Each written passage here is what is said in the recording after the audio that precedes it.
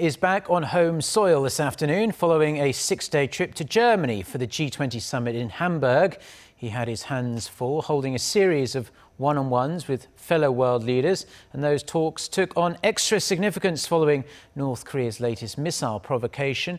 We're going to take a look at President Moon's achievements on this trip, as well as the challenges that remain. Our Hwang Hojun has a report. The trip's main purpose was, of course, attending the G20 summit, which was held in Hamburg, the second largest city in Germany.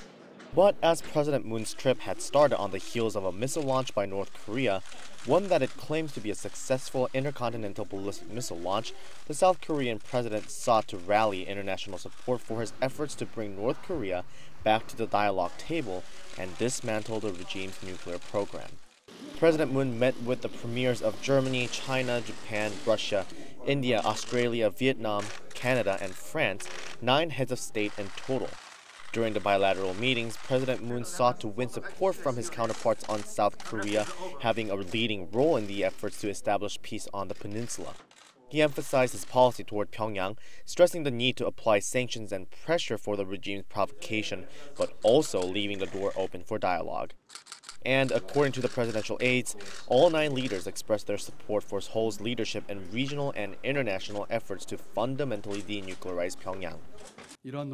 Such efforts continued throughout the G20 summit, prompting other leaders to speak in support of our position. But there are still obstacles for President Moon to overcome. While they emphasized cooperation and fostering future relations during their talks, there were still clear disparities between Moon and Chinese President Xi Jinping and between Moon and Japanese Prime Minister Abe, respectively, on controversial issues between the countries. The third issue with China and the issue with Japan over the sexual enslavement of Korean women during the Second World War will take some time to be resolved. Experts also pointed out the issue of bringing Pyongyang back to the table for dialogue won't be easy, as North Korea is desperate to stabilize its regime. With both achievements and newly found tasks for South Korea to review and complete, President Moon returned back to Seoul on Monday morning. Hwang Hojun, Arirang News.